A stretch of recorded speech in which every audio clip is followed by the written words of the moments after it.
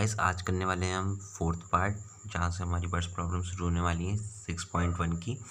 सो देखो उसमें पहला क्वेश्चन क्या कह रहा है कि रवि ने तो पहली एक परीक्षाओं में 70 व 75 अंक प्राप्त किए। वह न्यूनतम अंक याद कीजिए जिसे वह तीसरी एक परीक्षा में 60 अंक का न्यूनतम औसत पार कर सके, न्यूनतम औसत से पार कर सके। तो यहाँ पर देखो क्या कह रहा है कि हमें 2 अंक तो हमें दिए हैं 70 और 75, हमें 1 अंक ऐसा प्राप्त करना है जिससे कि वो 60 के औसत से, यानी कि 60 से हम सब में 60 से ऊपर ही हो, 60 के औसत से वो पास हो जाए। ठीक है, तो देखो हमने क्या करा, प्रथम 2 एक परीक्षाओं में प्राप्त अंक क्रमशः क्या है 70 और 75 है। तो यहाँ पर तीसरे को मानेंगे, माना तीसरी एक परीक्षा में वह x अंक प्राप्त करता है। तो देखो यहाँ पर देखो हमने तीनों लिख दिए, औसत बोला है तो अपॉन में तीन है ना, 1 2 3 3 आ जाएगा। और देखो न्यूनतम के लिए हमेशा न्यूनतम के लिए ये वाला साइन आता है, ये बात ध्यान रखना आपको। ठीक है, ग्रेटर देन इक्वल देन कहाँ की साइड को, जहाँ का नंबर है। ठीक हो गया। और जो कितने का औसत प्राप्त करके वो प्राप्त होना चाहिए, देखो 60 अंक का न्यूनतम औसत है ना, तो यहाँ पर 60 अंक हो गया। अब देखो हमने क्या करा, 3 को यहाँ से यहाँ भेज दिया, क्रॉस मल्टीप्लीकेशन जैसे मैंने बताया था, क्योंकि तीनों में बेस 3 है तो हम सीधे 3 को हम भेज सकते हैं। 3 को हमने भेज दिया वहाँ, ये 180 हो गया।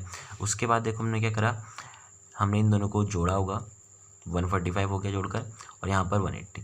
अब हमें 145 यहाँ से हटाना है तो हम क्या करेंगे, दोनों तरफ 145 से क्या कर देंगे, माइनस कर देंगे। तो यहाँ भी कर दिया और यहाँ पर भी कर दिया। तो देखो 145 यहाँ वाला कट जाएगा और वहाँ वाला 180 में से माइनस होकर 35 आ जाएगा। अब देखो x क्या आ गया, 35 से ग्रेटर और लेस इक्वल देन।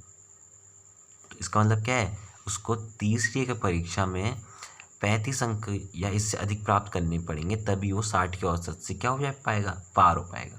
ठीक, क्योंकि उसने 2 अंक शुरू में अच्छे प्राप्त करे ना, 70 और 75, तो उसको 35 अंक की काफ़ी है 60 के औसत से प्राप्त क्या करने के लिए, पास होने के लिए। ठीक है ना, ताकि वो 60 का औसत प्राप्त कर लेगा। तो देखो तीसरी की परीक्षा में वह पास तो खैर वैसे भी जाएगा, बस अब प्राप्त करने वाली बात है ना। हाँ, देखो तीसरी की परीक्षा में वह 35 संख्या इससे अधिक से प्राप्त करेगा और वो 60 के औसत से 60 का औसत प्राप्त कर लेगा। ठीक है ना। देखो 22 वाला क्वेश्चन क्या कह रहा है, किसी पाठ्यक्रम में ग्रेड ए पाने के लिए व्यक्ति को सभी 5 परीक्षाओं जो कि 100 में से होती हैं, हमें पता ही है ना। ठीक हो गया, मैं 90 अंक या इससे अधिक का औसत प्राप्त करना है। देखो यहाँ पर मैं 60 का औसत प्राप्त करने के लिए हमने ये निकाला, यहाँ पर 90 का औसत प्राप्त करना चाहिए। ठीक है, प्राप्त होना चाहिए।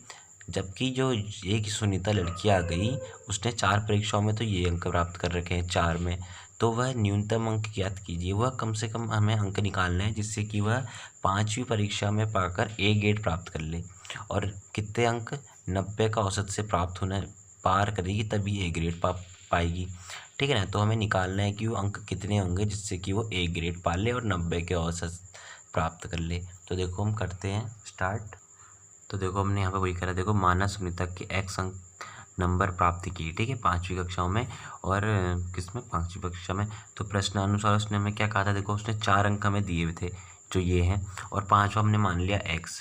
उसने औसत कहा था तो हमने 5 कर देना, 5 को बट्टे में ले आए 5, और किसके, 90 के औसत से प्राप्त होना है, पार होना है, तो हमने 90 यहाँ पर रख दिया। और न्यूनतम बात करी थी उसने, न्यूनतम 90 का औसत प्राप्त होना चाहिए कहा ना, न्यूनतम अंक कितने प्राप्त होंगे, 90 का औसत प्राप्त हो जाए।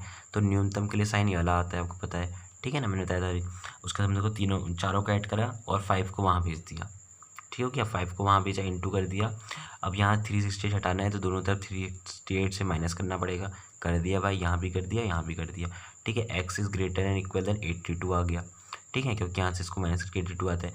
अब देखो उसे 5वीं परीक्षा में ना 82 या इससे अधिक अंक प्राप्त करने होंगे या प्राप्त होंगे जिससे कि वो ए ग्रेड प्राप्त कर लेगी।